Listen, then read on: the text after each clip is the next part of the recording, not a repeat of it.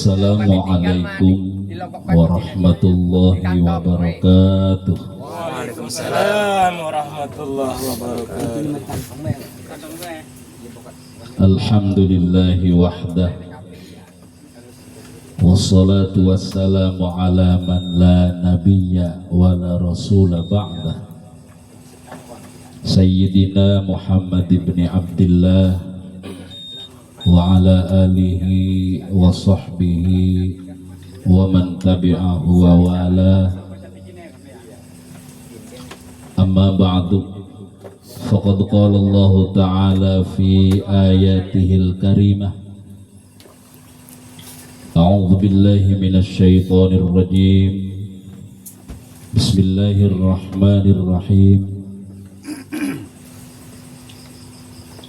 Wa ma kana lil mu'minin wala mu'minatin idza qadallahu wa rasuluhu amrun ay yakuna lahumul khiyaratu min amrihim wa may ya'sillaha wa rasulahu faqad dhalla dhalalan mubina.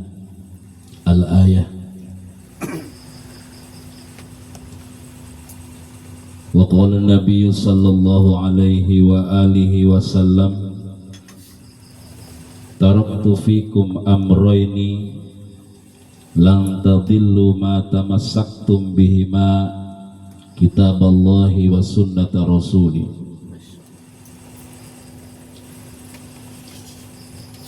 Ashabal fadilah yang sangat saya hormati dan saya muliakan, segenap jamaah Padepokan Anti Galau Tembus Langit, yang tentunya di bumi tidak begitu ramai, insya Allah di langit ramai. Yang menyebutkan kita semua. Mohon maaf yang sebesar-besarnya, saya tidak sebutkan satu persatu namanya. Mudah-mudahan tidak mengurangi rasa hormat dan takdim saya.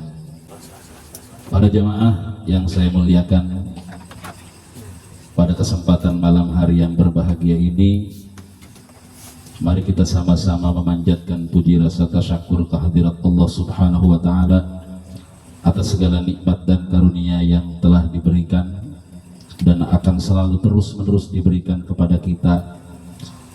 Mudah-mudahan segala kenikmatan ini kelak akan kita juga rasakan di dalam surganya Allah Subhanahu wa Ta'ala. Kemudian juga salawat beserta salam mari kita sama-sama panjatkan kepada manusia pilihan Rasulullah Muhammad sallallahu alaihi wasallam, sehingga kepada sahabatnya, keluarganya, dan para tabi'in serta pengikutnya sampai hari kiamat. Amin ya rabbal alamin. Hadirin yang saya muliakan, sebagai orang yang beriman, kita meyakini bersama bahwa seluruh alam, seluruh makhluk yang ada di bumi, yang ada di langit, dan tentunya di alam yang tidak kasat mata, semuanya diciptakan oleh Allah Subhanahu wa Ta'ala. Dan dari sekian banyak makhluk Allah itu, jika dikumpulkan hanya terdiri dari dua unsur atau dari dua saja, bahwa makhluk Allah itu ialah yang pertama jauhar, kemudian yang kedua arad. Istilah ulama mengatakan demikian. Jadi hanya terdiri dari dua, satu jauhar, kedua arad. Apa itu jauhar? Jauhar itu ialah makana tahayyuzuhu ghairu tabi'in li tahayyuzin akhar. Sesuatu atau ciptaan Allah yang berdiri sendiri, yang adanya tidak menempel terhadap yang lain. Kita ambil contoh saja batu, atau kita sendiri manusia. Badan manusia ini dikatakan jauhar. Sedangkan arad ialah makana tahayyuzuhu tabi'an li tahayyuzin akhar, atau tabi'an li ghairi. Kalau arad itu makhluk Allah yang diciptakan, keberadaannya ialah tidak bisa berdiri sendiri, melainkan harus nempel terhadap jauhar atau nempel terhadap yang lainnya, seperti kerasnya batu. Keras itu ialah arod, kemudian jauharnya ialah batu. Atau terangnya lampu, terang ini ialah arod, menempel terhadap lampu, tidak bisa berdiri sendiri. Mengapa kita harus mengenal jauhar dan arod? Intinya ialah pertama, agar kita tidak menyamakan zat Allah yang maha agung dengan jauhar ataupun arod. Itu barangkali. Namun saya tidak akan lebih jauh membahas tentang jauhar arod, karena bahwa seluruh ciptaan makhluk Allah ini, makhluk yang diciptakan Allah ini, dari semuanya makhluk yang diciptakan oleh Allah, tentunya ada satu makhluk yang diciptakan dengan kesempurnaan segala nikmat yang diberikan kepada makhluk yang lainnya. Artinya bahwa semua nikmat yang diberikan oleh Allah kepada makhluk itu terdapat pada makhluk yang sempurna ini. Siapa sih makhluknya? Ialah manusia. Sebab manusia itu satu makhluk yang diberikan nikmat oleh Allah, dengan seluruh nikmat yang ada pada makhluk selain manusia, pada manusia itu ada, diberikan kepada manusia. Maka manusia ini satu-satunya makhluk yang dimanja, yang dipenuhi segala nikmatnya dibanding makhluk yang lainnya. Coba kita perhatikan di sekitar kita atau tetangga kita, barangkali punya tetangga yang namanya kambing. Kambing itu makhluk Allah, suka makan tidak? Makan, ya. Kemudian kalau musim kawin, suka kawin nggak? Kawin. Begitu juga yang lainnya, kerbau, kucing, dan yang lain sebagainya. Kemudian pada diri manusia, ya, manusia juga pada waktu-waktu tertentu mengalami ingin makan. Kalau lapar, pengen makan. Barangkali kalau syahwatnya naik, pengen menikah juga, ya, pengen kawin, bahasa binatangnya pengen kawin juga. Nah, maka kalau kita lihat dari sudut demikian, apa bedanya manusia dengan kambing? Apa sih bedanya manusia dengan kucing? Berarti nikmat yang diberikan kepada kucing, pada manusia pun ada. Karena dalam binatang seperti anjing, kucing, dan lain sebagainya, itu Allah memberikan syahwat, diberikan keinginan, diberikan rasa lapar, diberikan ingin berhubungan badan, dan lain sebagainya. Kemudian ada makhluk Allah yang tidak diberi nafsu, tetapi hanya diberi akal oleh Allah. Barangkali ada yang tahu kira-kira apa itu? Makhluk Allah yang hanya diberi akal tapi tidak diberi nafsu, ialah malaikat. Malaikat ini makhluk yang diberi akal oleh Allah tetapi tidak diberi nafsu. Sehingga dengan nikmat akal yang diberikan Allah, malaikat menjadi satu makhluk yang sangat patuh, walaupun barangkali kepatuhannya bisa dikatakan jibiliyah atau tobi'iyah, tobeat. Sehingga malaikat semenjak dijadikan Allah sebagai makhluk yang bernama malaikat, dia tidak pernah maksiat, dia tidak pernah membantah sedikit apapun terhadap perintah Allah. Bahkan diceritakan oleh ulama bahwa malaikat ketika dijadikan oleh Allah sebagai malaikat diperintah sujud, dari sejak dijadikan sebagai malaikat sampai hari kiamat pekerjaannya hanya sujud, para hadirin. Kenapa? Karena malaikat hanya diberi akal, tetapi makhluk yang maha sempurna diberikan nikmat oleh Allah, diberikan kesempurnaan nikmat oleh Allah, ialah manusia. Ada dalam diri manusia syahwat dan juga akal, sehingga dengan syahwat dan akal ini pada diri manusia ada keinginan-keinginan yang sifatnya hewan, ada juga keinginan atau akhlak yang seperti malaikat. Maka pada diri manusia ada yang dikatakan terdapat pada diri manusia itu ada syahwatul, ada syahwiyah bahimiyah, ada akliyah malakiyah, kemudian ada wahmiyah syaitoniyah, juga ada ghadbiyah sabu'iyah. Itu menurut para ulama. Apa sih syahwiyah bahimiyah itu? ialah keinginan-keinginan yang seperti hewan. Ingin makan, ingin minum, ingin kawin, ingin berhubungan badan. Tetapi juga di sisi lain manusia bisa tinggi derajatnya karena dalam diri manusia ada akliyah malakiyah, bahkan kemuliaan manusia bisa melebihi para malaikat seperti halnya yang ada pada diri para nabi Allah Subhanahu wa ta'ala. Maka dengan nikmat yang diberikan Allah, nikmat yang lebih banyak dari makhluk-makhluk yang lain, sehingga manusia menjadi salah satu makhluk Allah yang diberikan amanah besar, yang diberikan tanggung jawab besar, sehingga dengan amanat ini manusia bisa turun ke derajat yang terendah melebihi binatang, tetapi juga bisa tinggi melebihi para malaikat. Para hadirin yang saya hormati dan saya muliakan, ketika Allah menitipkan amanah, ketika Allah memberikan amanat kepada manusia berupa akal dan nafsu, tentunya manusia kelak akan dimintai pertanggungjawaban. Kelak manusia akan bertanggung jawab dengan segala nikmat yang diberikan Allah. Seperti dalam Al-Quran dijelaskan, summa latus'alunna yauma idzin 'anin na'im. Maka ketika seseorang makhluk atau suatu makhluk yang bernama manusia diberi nikmat akal, diberi nafsu oleh Allah, manusia bisa berpotensi merusak, lebih merusak seperti binatang, dan juga manusia berpotensi tinggi derajatnya seperti para malaikat.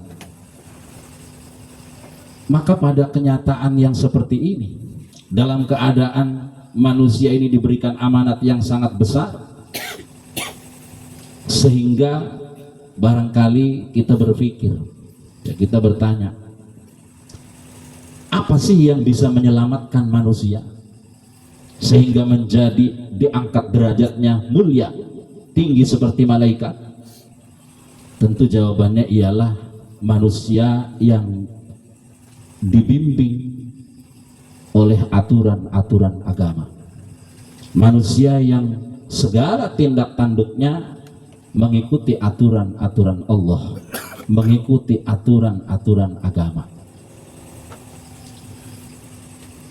Menurut para ulama, bahwa yang dinamakan agama ialah, karena kita tidak akan mengerti agama itu apa sih tanpa kita harus mengetahui dulu definisi agama itu apa sih. Menurut ulama bahwa agama ialah wad'un ilahiyun sa'ikun lidawil uqulis salimah bikhtiyarihimul mahmud ilal khairi bihim bid'ah. Artinya bahwa agama itu ialah wad'un ilahiyun ay syai'un maudhu'un ilahiyun, sesuatu aturan yang dibuat oleh Allah, aturan yang dibuat oleh Sang Maha Pencipta, diperuntukkan untuk orang-orang yang berakal, berkeinginan selamat dengan akalnya, sehingga dengan agama dia lebih cenderung memilih hal-hal yang akan menjadi kebaikan bagi dirinya. Maka agama itu ialah aturan-aturan yang diberikan Allah melalui malaikat Jibril, kemudian disampaikan kepada Nabi.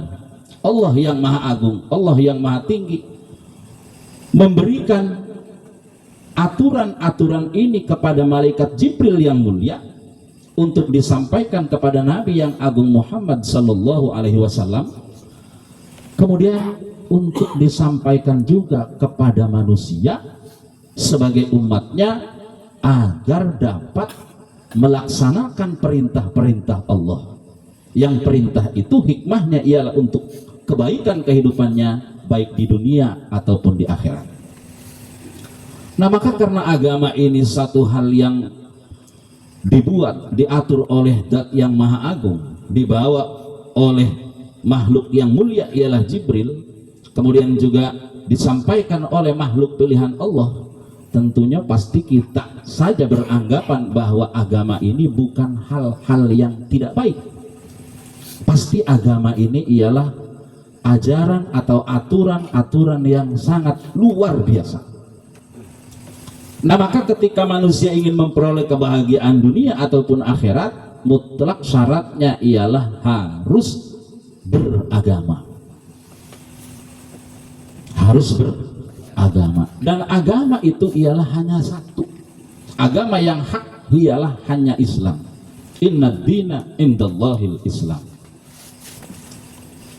Para jamaah yang saya hormati dan saya muliakan, agama itu ialah aturan-aturan yang ditetapkan oleh Allah, sehingga dengan agama manusia akan memperoleh kebahagiaan yang abadi. Karena kita harus sadar bahwa kita dijadikan Allah tidak hanya untuk hidup di dunia, dan kita tidak akan dikembalikan seperti pada permulaan, sebab manusia dijadikan Allah untuk selamanya. Innakum khuliqtum lil abad. Adapun kematian ialah hanya perpindahan, ya, dari satu alam ke alam yang lain. Maka bahwa manusia yang ingin mencapai kebahagiaan, manusia yang ingin memperoleh kebahagiaan dunia dan akhirat, mutlak syaratnya ialah harus menjadi manusia yang beragama. Maka kemudian timbul pertanyaan, seperti bagaimana sih orang beragama itu? Barangkali itu yang mau ditanyakan, barangkali. Seperti apa orang bisa dikatakan beragama? Karena yang dinamakan agama itu ialah tadi wad'un ilahiyun sa'ikun lidawil uqulis salimah. Nah, maka seseorang atau manusia bisa dikatakan beragama manakala rukun atau juz daripada perbendaharaan agama itu terpenuhi. Ulama mengatakan bahwa rukun daripada beragama itu ialah 3, ya, arkanuddin salasah. Bahwa rukunnya orang beragama itu ialah 3, seperti yang terdapat pada hadis yang diriwayatkan oleh Sayyidina Umar radhiyallahu anhu, menceritakan bahwa satu ketika Sayyidina Umar duduk bersama Rasulullah, kemudian datang seorang tamu, ya, syadidu bayadis saut, ya, kalau tidak salah rajulun syadidu bayadis saut, seorang laki-laki yang berpakaian putih, yang tidak nampak dalam mukanya bekas perjalanan jauh, kemudian duduk dengan Rasulullah, beradu lututnya, kemudian menanyakan tentang 3 hal: mal iman, mal Islam, mal ihsan. Ya. Menanyakan 3 hal, apa itu iman, apa itu Islam, apa itu ihsan. Kemudian dijawab oleh Rasulullah, dan dengan jawaban yang sangat tepat, karena memang apa yang diucapkan Rasulullah itu tentunya pasti wahyu, ya, wa ma yantiqu anil hawa in huwa illa wahyu yuha.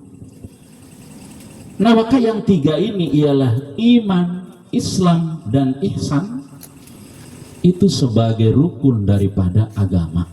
Maka di mana ada iman, Islam, dan ihsan, bisa dikatakan seseorang itu beragama.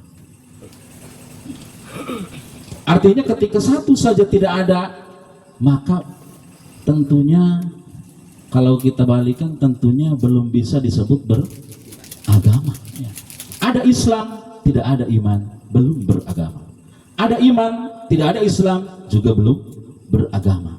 Atau ada iman dan Islam, tetapi ihsannya tidak ada, juga belum beragama. Adapun iman kita sudah tahu bersama rukunnya ialah amantu billahi wa malaikati wa kutubihi wa rusulihi dan seterusnya. Kemudian juga rukun Islam antasyhada alla ilaha illallah dan seterusnya. Kemudian ihsan ialah anta'budallah ka'annaka tarah fa illam takun tarah fa innahu yarah.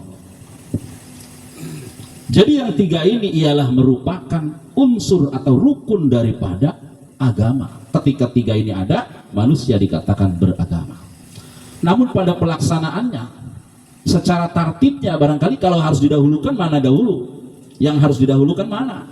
Secara tartib para ulama di antara Syekh Nawawi mengajarkan bahwa kalau menghitung tartibnya, runtutannya, iman yang harus didahulukan. Awalu wajibin alal insani ma'rifatul ilahi bistiqon. Keyakinan yang harus dibenahi, ya, keimanan yang harus didahulukan. Kenapa? Karena ketika ada iman, maka Islam akan ada. Karena orang tidak akan melaksanakan perintah Allah tanpa ada iman.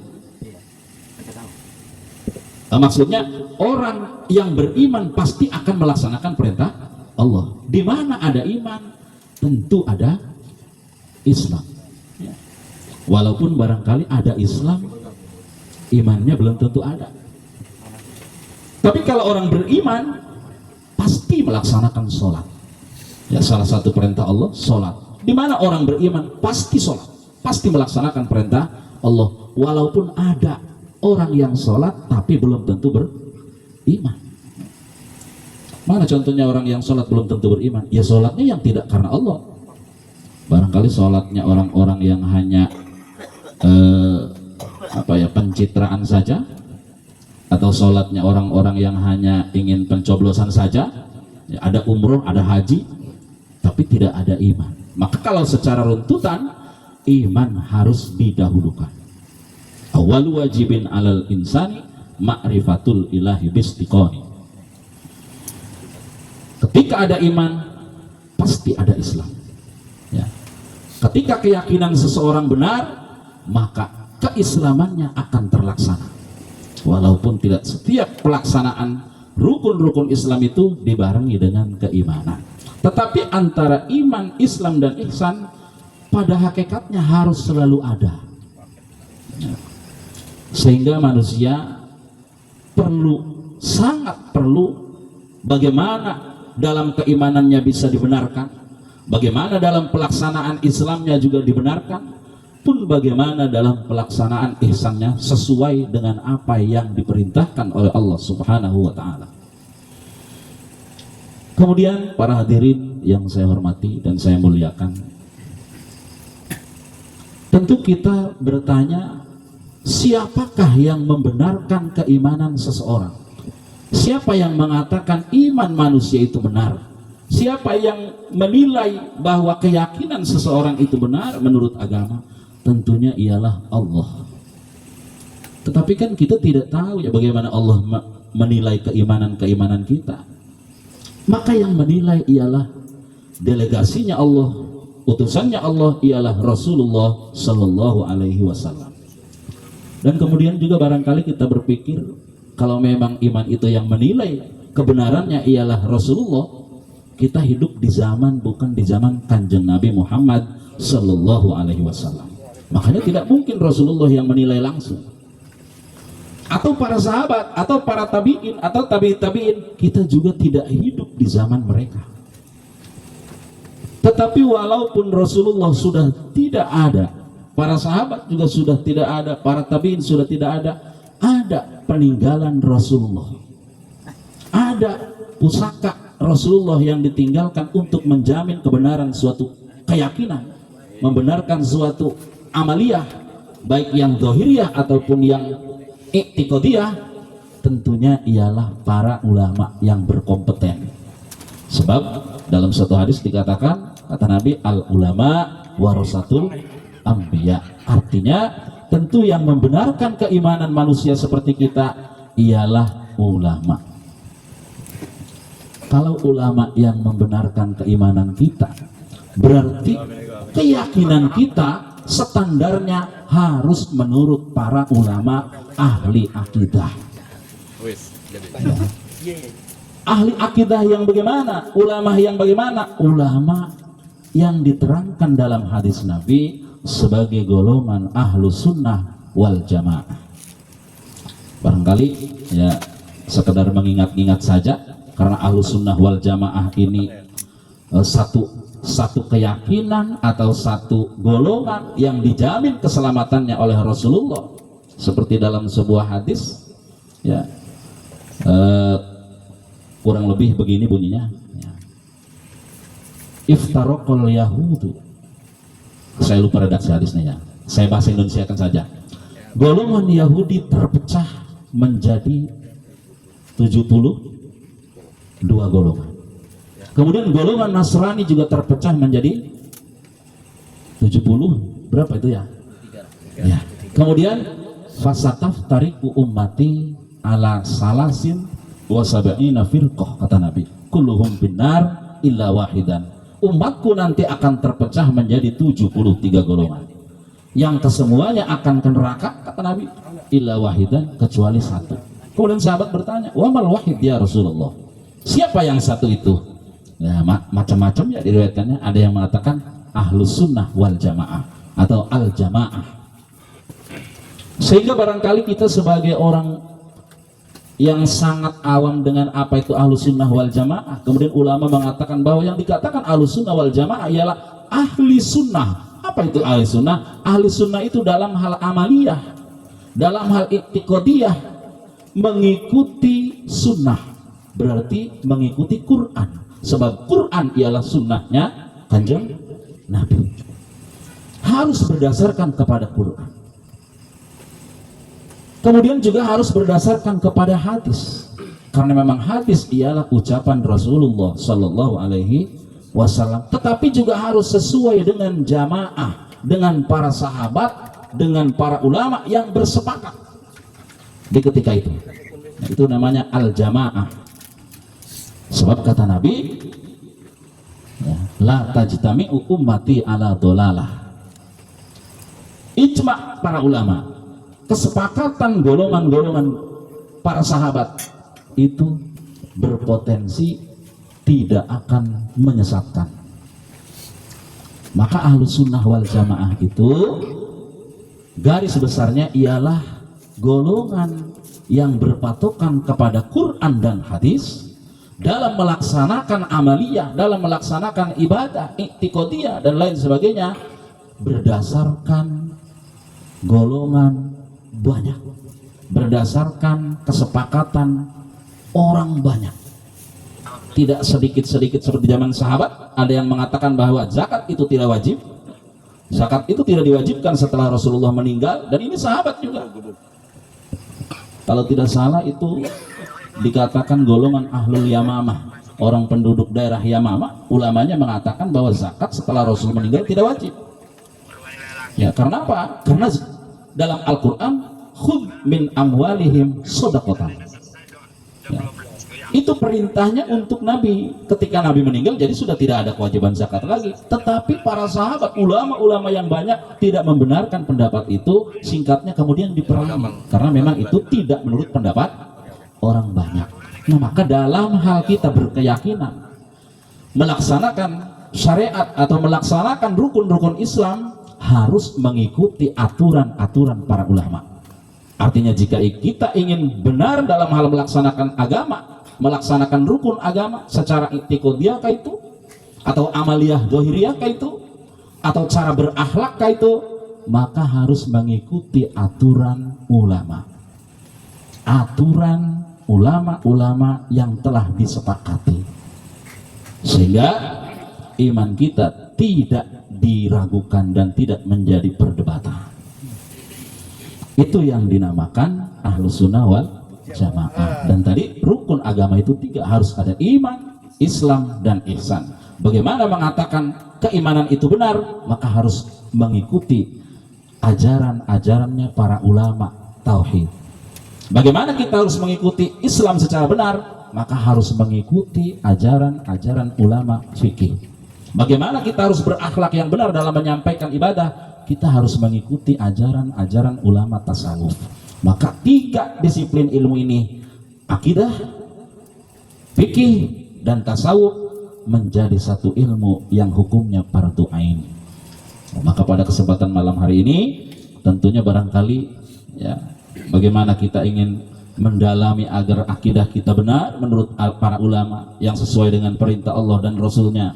Bagaimana cara kita melaksanakan Islam dengan benar, itu tentunya ada waktu-waktu tersendiri oleh guru kita bersama dan yang lain-lainnya untuk menerangkan hukum-hukumnya.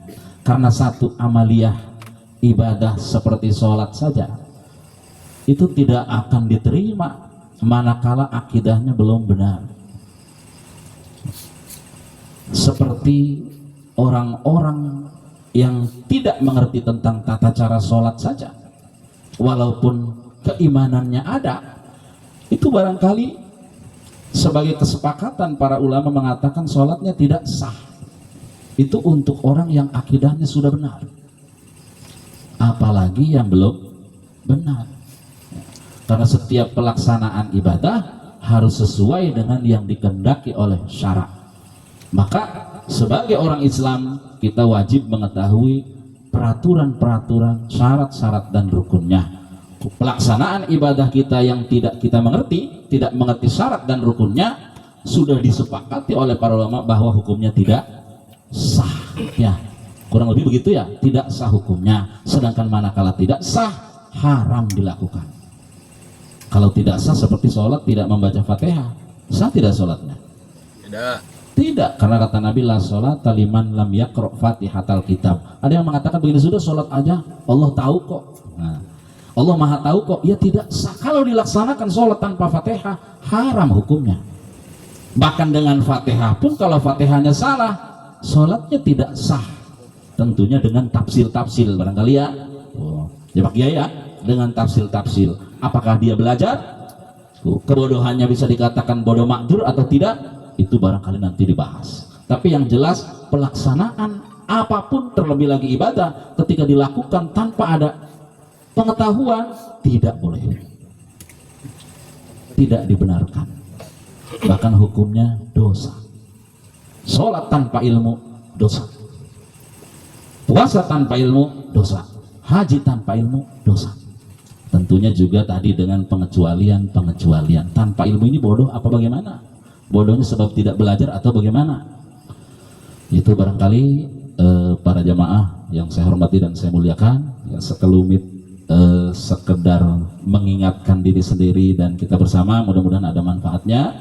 Wallahul muwaffiq ila aqwamit thoriq. Assalamualaikum warahmatullahi wabarakatuh. Waalaikumsalam warahmatullahi wabarakatuh.